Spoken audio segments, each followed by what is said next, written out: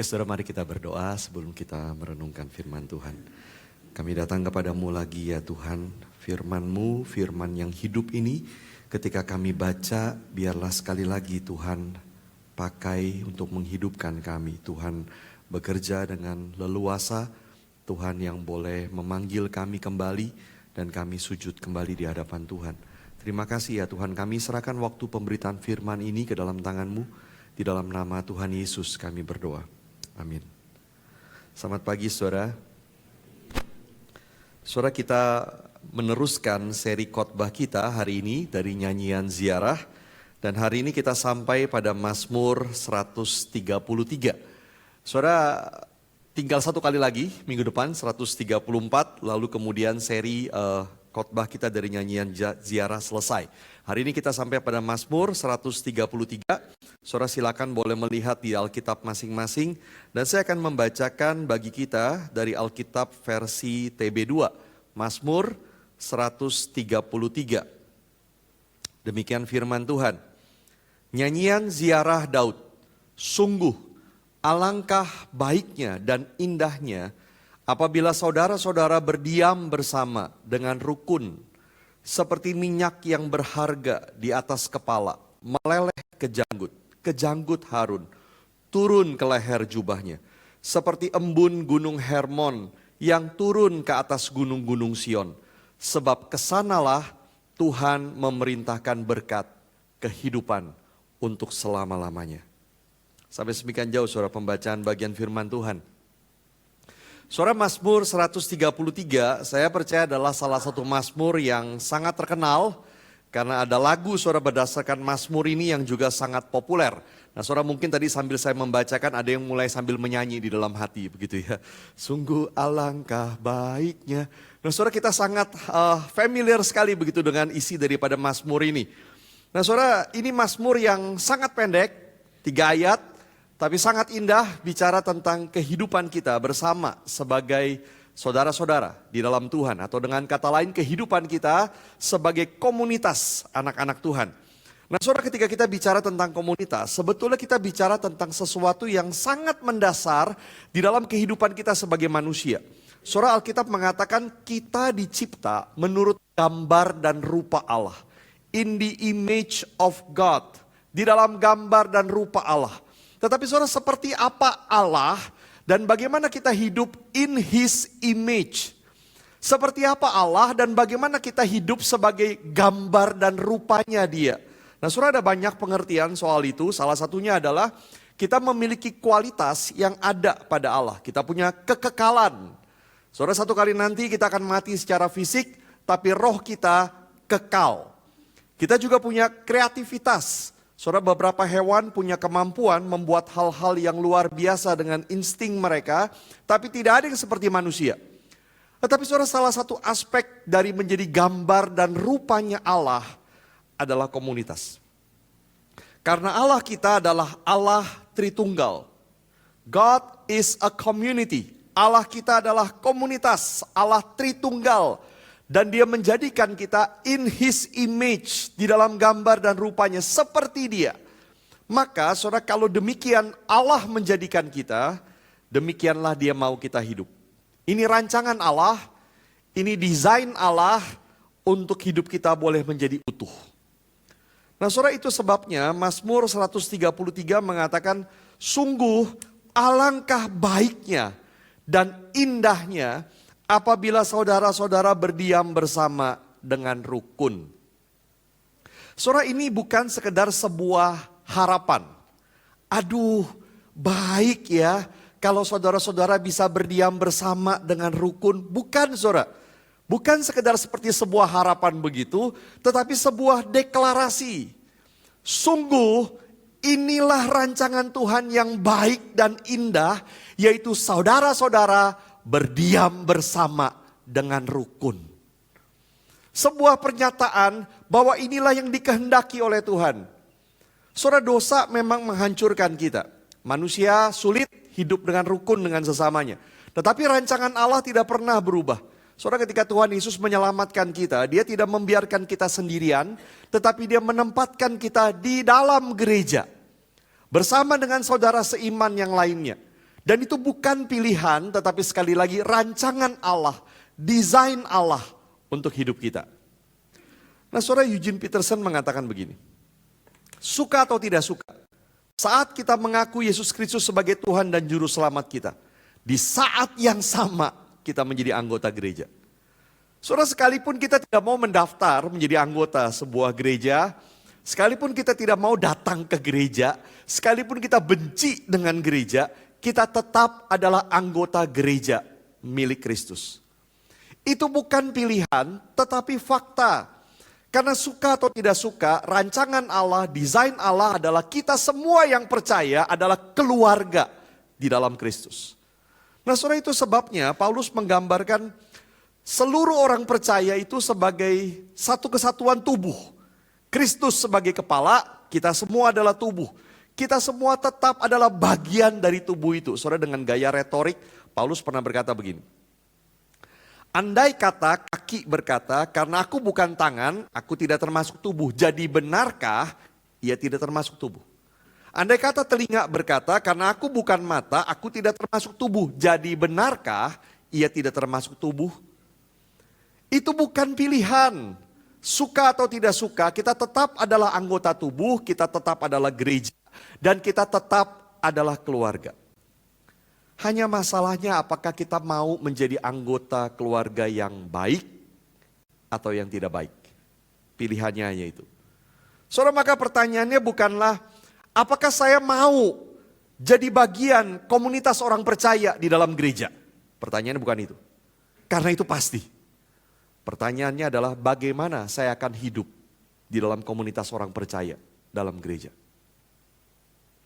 Saudara, betul bahwa tidak mudah untuk kita hidup dalam sebuah komunitas. Berdiam bersama dengan rukun.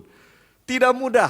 Saudara, seperti dikatakan oleh Eugene Peterson juga dia mengatakan begini. The fact that we are a family of faith does not mean we are one big happy family. Kenyataan bahwa kita adalah satu keluarga iman tidak berarti kita adalah satu keluarga besar yang bahagia. Tidak berarti begitu. Kenapa, saudara? Karena orang Kristen tidak selalu orang yang baik. Betul, saudara.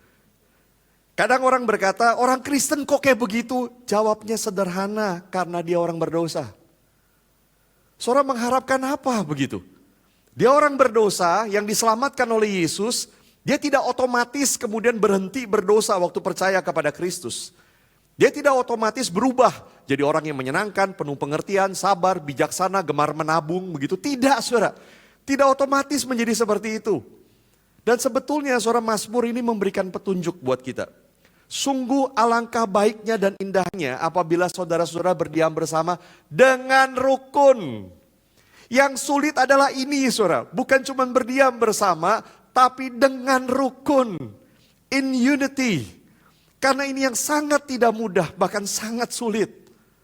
Saudara, sama seperti di dalam keluarga, saudara-saudara bertengkar di dalam keluarga. Saudara, kalau di dalam keluarga tidak pernah bertengkar, pasti aneh. Pasti pernah bertengkar. Nah, saudara, kalau kita melihat di dalam Alkitab, kisah pertama di dalam Alkitab tentang saudara hidup bersama adalah kisah Kain dan Habel. Dan kisahnya adalah pembunuhan. Ironis sekali, saudara. Itu kisah saudara hidup bersama. Lalu kisah Yusuf dan saudara-saudaranya, kisahnya adalah tentang iri hati sampai menjual saudaranya menjadi budak. Miriam dan Harun bertengkar dengan saudara mereka Musa. Lalu kisah Daud dan saudara-saudaranya juga sangat menyedihkan. Saudara, itu kisah hidup saudara, hidup bersama. Seperti itu. Dan kita juga menemukannya hari ini. Dalam keluarga kita masing-masing, dalam gereja, kita menemukan hal yang sama. Maka perlu usaha besar sekali untuk kita hidup bersama dengan saudara seiman dengan rukun. Saudara, itu bukan sesuatu yang otomatis, tapi perlu usaha. Itu sebabnya saudara, banyak orang akhirnya menghindari untuk menjadi komunitas yang baik. Ada dua cara saudara yang dilakukan untuk kita menghindari komunitas. Yang pertama adalah menghindar.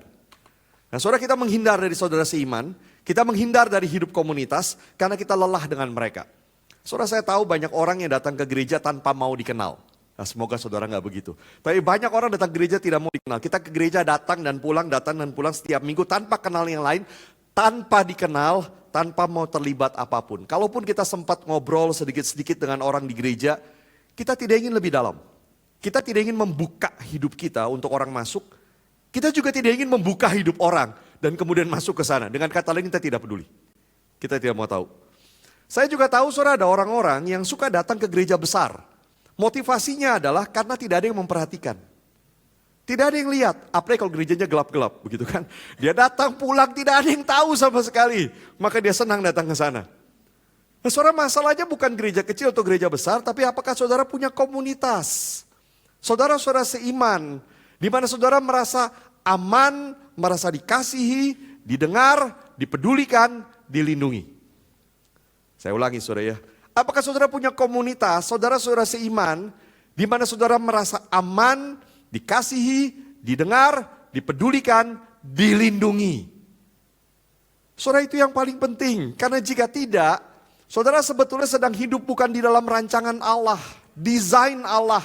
Dari sejak penciptaan sampai saudara diselamatkan oleh Yesus. Yang kedua, saudara, cara kita menghindar komunitas adalah memanfaatkan. Kita melihat orang lain sebagai alat untuk kepentingan kita. Kita ngobrol dengan orang yang kita pikir bisa mendatangkan keuntungan bagi kita. Mungkin dengan orang tertentu, atau mungkin ketika kita ada keperluan dengan dia.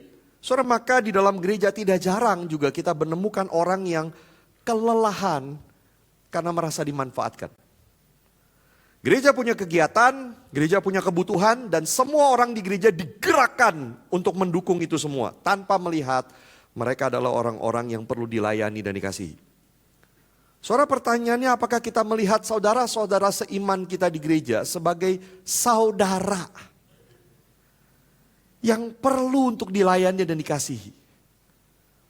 Maka gereja seringkali saudara semakin lama semakin tidak menjadi komunitas. Karena kita tidak melihat orang-orang di sekitar kita sebagai saudara yang perlu dikasihi, didengar, dipedulikan, dan dilindungi. Nah, saudara, kontras dengan dua sikap ini, ada dua gambaran yang diberikan Mazmur 133 tentang saudara-saudara seiman. Yang pertama, saudara, dia mengatakan, saudara-saudara berdiam bersama dengan rukun, itu seperti minyak yang berharga di atas kepala, meleleh ke janggut Harun, turun ke leher jubahnya. Oke, saudara, apa maksudnya? Saudara, Mazmur menggunakan bahasa puisi. Dan kata-kata dia membangkitkan imajinasi. Maka kita tidak mungkin saudara menentukan dengan pasti apa yang dimaksud oleh gambaran ini. Tapi kita bisa menduganya. Dan seharusnya dugaan kita tidak meleset jauh dari apa yang dia maksudkan. Saudara pikir begini, apa yang dia bayangkan tentang komunitas. Tentang saudara-saudara yang berdiam bersama dengan rukun. Apa yang dia bayangkan dengan gambaran ini? Kalau dari sisi kita, saudara, apa yang kita bayangkan kalau kita melihat minyak meleleh di kepala, lalu turun ke janggut, lalu turun ke jubah. Apa yang kita bayangkan? Jangan bilang lengket. Jijik begitu ya. Bukan itu saudara maksudnya. Nah, saudara, gambaran ini mungkin sulit kita mengerti, tapi orang Israel mengerti. Karena ini adalah peristiwa ketika Harun diurapi menjadi imam besar. Seperti ketika Harun diurapi menjadi imam besar. Saudara, pengurapan Harun menjadi imam besar menyatakan bahwa Tuhan mau memberkati umatnya. Harun menjadi pengantara antara Tuhan dengan umatnya. Maka pengurapan itu bukan saja mensahkan Harun sebagai imam besar, tetapi juga mengkonfirmasi bahwa akan ada berkat Tuhan yang dialirkan bagi umatnya. Saudara, hari ini imam besar kita adalah Yesus. Dan pengurapan Yesus menjadi imam besar terjadi khususnya pada waktu di kayu salib. Disitulah Yesus mendamaikan manusia dengan Allah. Disitulah Yesus menjadi pengantara kasih karunia antara Allah dengan kita orang-orang yang percaya. Maka seperti apa baiknya dan indahnya saudara-saudara berdiam bersama dengan rukun. Sebaik Yesus mati di kayu salib dan ada berkat dialirkan bagi umatnya. Seindah penebusan yang kita terima. Sebesar kasih Tuhan yang kita alami. Seperti itulah baiknya dan indahnya komunitas Kristen. Sore minggu lalu saya berkhotbah di gereja lain. Dari perkataan yang keempat dari 7 perkataan Yesus di kayu salib. Itu adalah 7 perkataan terakhir yang diucapkan Yesus di kayu salib sebelum kemudian dia mati.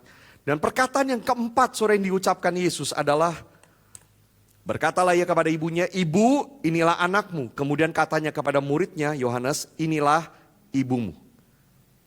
Saya tidak tahu apakah saudara pernah memperhatikan dari 7 perkataan salib yang diucapkan Yesus, 7 perkataan terakhir itu, perkataan yang keempat ini adalah satu-satunya yang bersifat horizontal.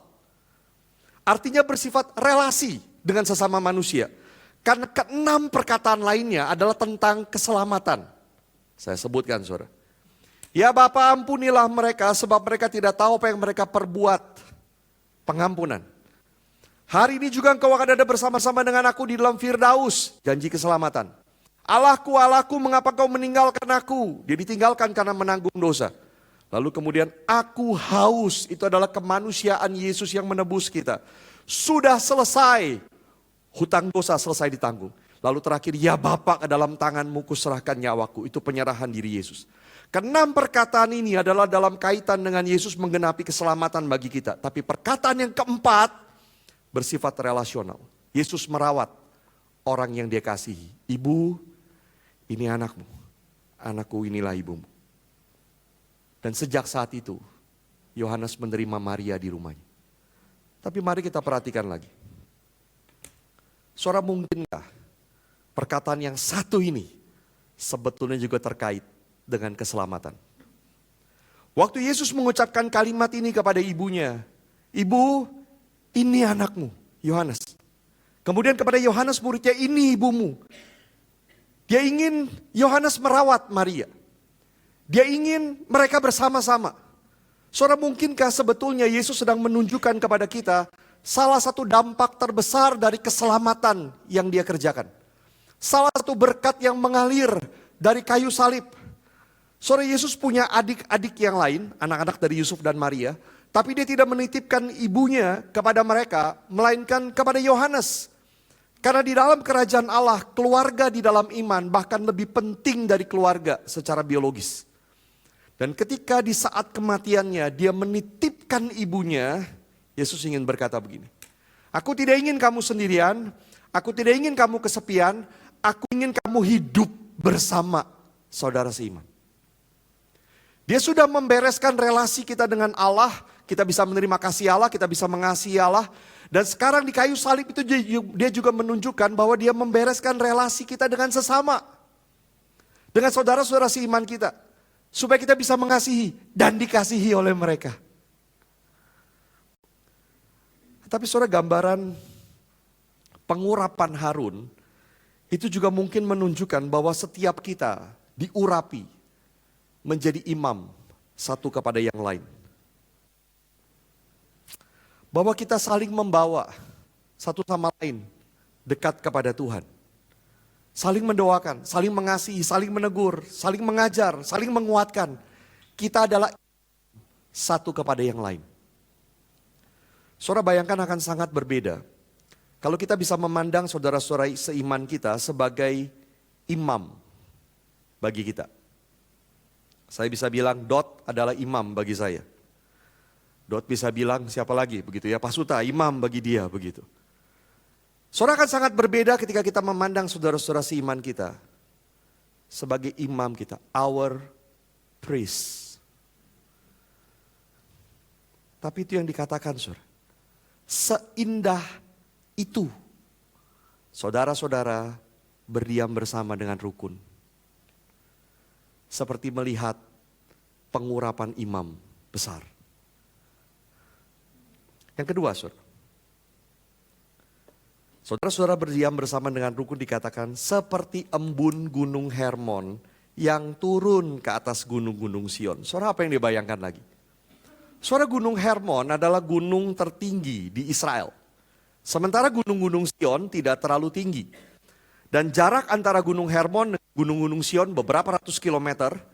Apa yang sedang dia bayangkan tentang komunitas, tentang saudara-saudara seiman diam bersama dengan rukun dengan gambaran ini? Ada dua kemungkinan, saudara. Yang pertama adalah kesegaran. Freshness. Saudara, membayangkan embun di pagi hari adalah membayangkan kesegaran yang baru di pagi hari. Kita tahu ayat yang terkenal ini, saudara. Tak bersudahan kasih setia Tuhan, tak habis-habisnya rahmatnya, selalu baru tiap pagi, besar kesetiaanmu. Kasih setia Tuhan selalu baru tiap pagi.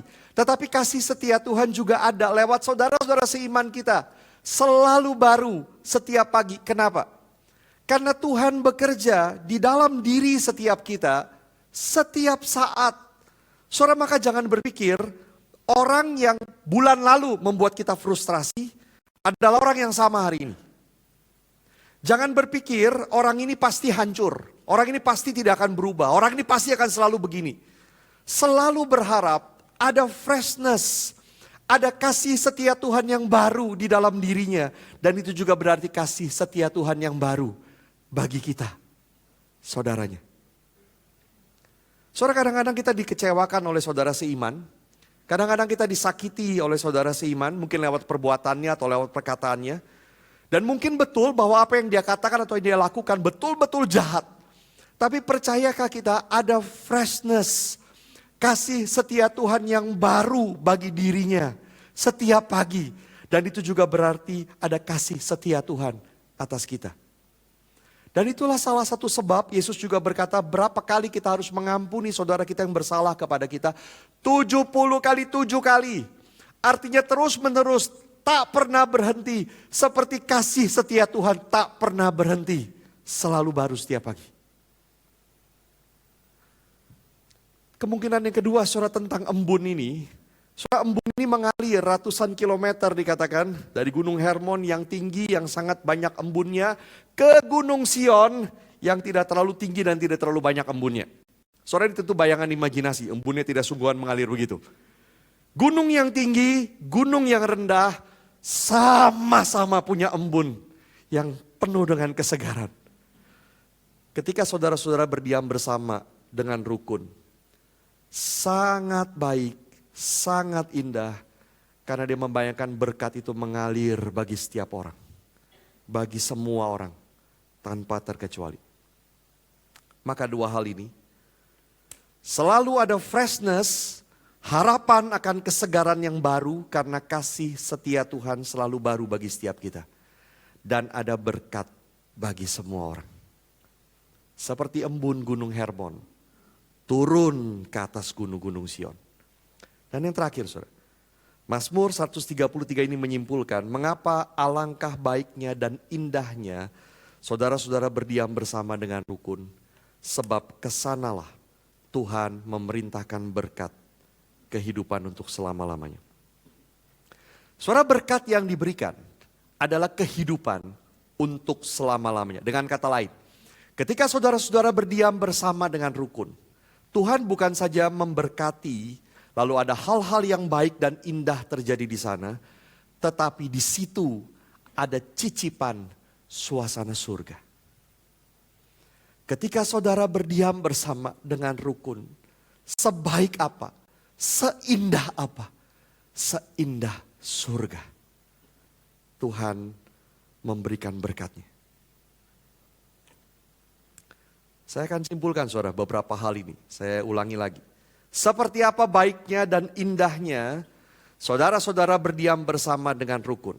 Yang pertama dikatakan seperti minyak yang berharga di atas kepala meleleh ke janggut Harun turun ke leher jubahnya.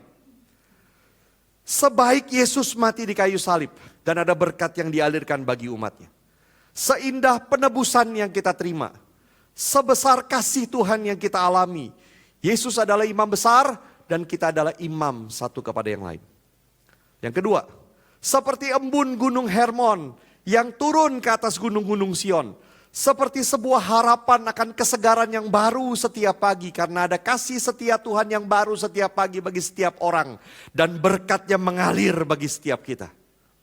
Dan yang ketiga, sebab kesana Tuhan memerintahkan berkat kehidupan untuk selama-lamanya. Seperti cicipan suasana surga. Saudara, bayangkan relasi dengan saudara-saudara seiman yang penuh kehangatan. Bayangkan saudara bersama dengan orang-orang yang tulus dan membuatmu sukacita. Bayangkan saudara bersama dengan orang-orang yang saling berbagi kasih. Orang-orang yang membuatmu merasa utuh. Itulah cicipan suasana surga sebaik dan seindah itu rancangan Tuhan untuk kita hidup dalam komunitas. Saya ingin menutup khotbah ini dengan beberapa pertanyaan.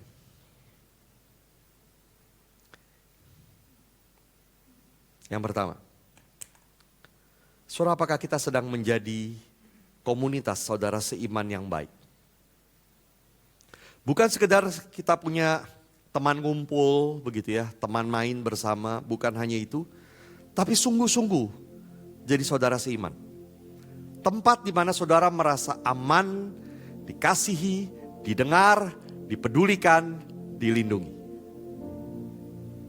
Dan terkait dengan itu, apakah saudara sendiri sedang menjadi saudara seiman yang baik?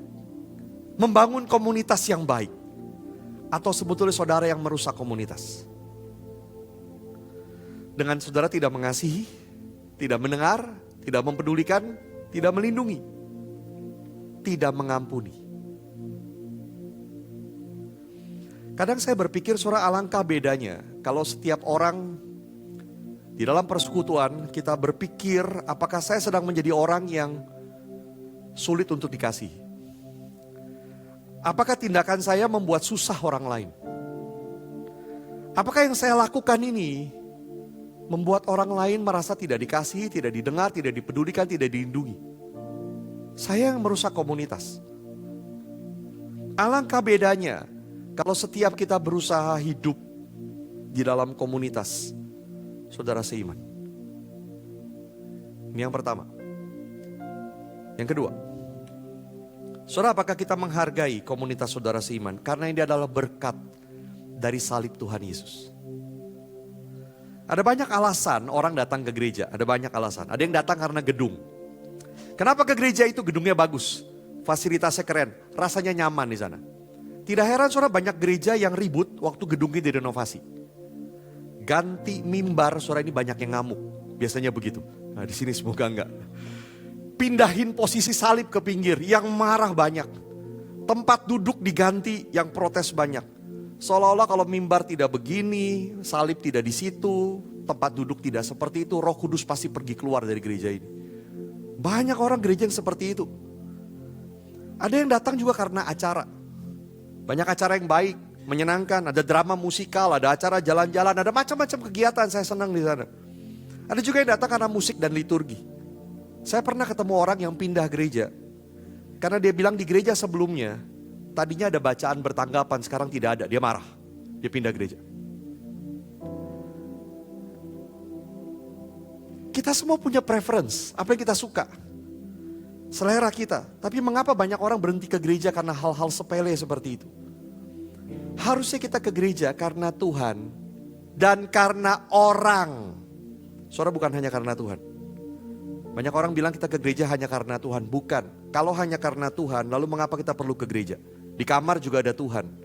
Kita bisa menyanyi pujian di kamar, memberi persembahan lewat transfer, mendengar khotbah online. Itu yang sekarang banyak dilakukan orang lewat ibadah online. Tapi ke gereja, berjumpa dengan Tuhan dan orang, itu sesuatu yang tidak bisa digantikan. Saya harap saudara datang karena ada orang-orang yang saudara kasihi di tempat ini. Dan ada orang-orang yang saudara ingin menerima kasih darinya. Saudara mengasihi dan dikasihi. Yesus mati di kayu salib dan dia tidak ingin ada yang sendirian. Dia tidak ingin ada yang kesepian. Dia ingin kita hidup bersama dengan saudara-saudara seiman. Dan yang ketiga, saudara. Saudara, maukah memperhatikan saudaramu yang Tuhan taruh di depan matamu yang membutuhkan?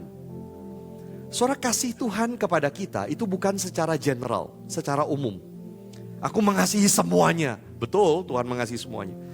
Tapi kasih Tuhan kepada kita juga spesifik. Aku mengasihi kamu, Jeffrey. Aku mengasihi kamu, Darmadi. Tuhan bisa menyebut satu persatu nama kita. Dia mengasihi kita secara spesifik. Maka lihat dengan spesifik di sekitarmu. Ketika berdoa buat gereja ini, saudara jangan berdoa, Tuhan berkati gereja ini, berkati semua jemaatnya. Hanya sekedar begitu. Yang mana? Siapa? Dengan cara apa Tuhan bisa lebih mengasihi dia? Dengan cara apa saya bisa menjadi alat Tuhan mengasihi dia? Spesifik.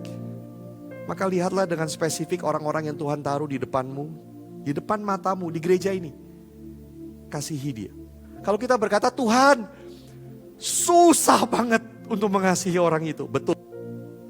Tapi mungkin saudara, mungkinkah susah itu sebetulnya? Karena kita sedang melepaskan pandangan kita dari salib. Waktu kita memandang Yesus yang mati di salib bagi kita, kita tidak akan ngomel dengan hal-hal yang sepele. Karena jika Yesus mengasihi kita sedemikian rupa sampai dia memberikan nyawanya. Dan Yesus kemudian memanggil kita untuk mengasihi orang. Kita tidak akan berkata tidak. Bukan sekedar karena kita berhutang budi kepada Yesus, bukan. Tapi karena kita tahu dia minta kita melakukan itu juga karena dia mengasihi kita. Karena kita perlu itu. Itu rancangan Allah. Itu desain Allah. Yesus mati karena mengasihi kita. Dan kemudian dia berkata, aku mau mengasihimu lagi. Kasihi orang saudaramu yang di depanmu. Terima kasih darinya. Dan kasihi dia. Dalam konteks nyanyian ziarah, saudara. Sambil mereka orang Israel berjalan ke Yerusalem. Mereka menyanyikan Mazmur 133 ini. Mereka mengingat bahwa dalam perjalanan mereka di bumi, sungguh alangkah baiknya dan indahnya bila saudara-saudara diam bersama dengan rukun. Biarlah kita melakukan yang sama dalam perjalanan kita di bumi ini sambil menuju ke surga. Kita mengingat bahwa sungguh alangkah baiknya dan indahnya bisa bersama dengan saudara-saudara seiman, diam bersama dengan rukun. 3 hal ini saudara menjadi reflection questions bagi kita. Apakah kita sedang menjadi komunitas saudara seiman yang baik?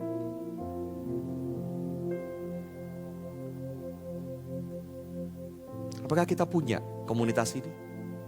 Apakah kita menjadi orang yang membangun komunitas itu atau merusaknya? Apakah kita menghargai komunitas saudara seiman berkat dari salib Yesus? Kita datang ke gereja ini juga karena itu. Kita ingin mengalami komunitas. Selain kita menerima pengajaran firman, selain kita beribadah, berjumpa dengan Tuhan, kita ingin mengalami komunitas. Dan yang ketiga, maukah memperhatikan saudaramu yang Tuhan taruh di depan matamu, yang membutuhkan. Ada orang-orang yang saudara mungkin lihat selama beberapa lama, berapa bulan, berapa tahun, tapi tidak pernah saudara ajak bicara. Hampiri dia. Doakan dia. Masing-masing berdoa dan nanti saya akan tutup dalam doa.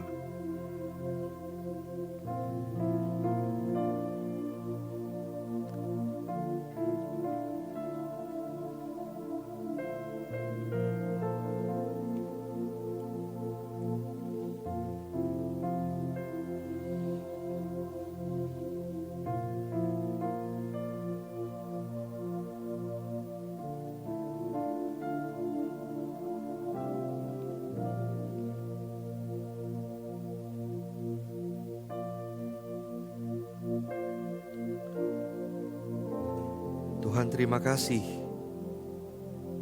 Engkau bukan saja menjadikan kami sebagai orang-orang yang harus hidup di dalam komunitas. Tapi ketika kami sudah jatuh ke dalam dosa dan Engkau menyelamatkan kami, menjadikan kami ciptaan baru, Engkau sekali lagi juga menempatkan kami di dalam komunitas, saudara-saudara seiman di gereja. Engkau memberikan kami anugerah itu, berkat itu. Tolong kami ya Tuhan untuk menghargainya. Tolong kami menikmatinya. Dan tolong kami dipakai juga di dalam komunitas. Tuhan, biarlah melalui komunitas ada banyak hal yang Kau kerjakan, membentuk kami, mengubahkan kami, mempersiapkan kami untuk berjumpa denganmu nanti. Ajar kami ya Tuhan untuk saling mengasihi, agar kami merasakan cicipan suasana surgawi. Satu kali nanti Tuhan kami akan menikmati sepenuhnya. Terima kasih ya Tuhan. Terima kasih untuk berkat-Mu, terima kasih untuk firman-Mu. Di dalam nama Tuhan Yesus kami berdoa. Amin.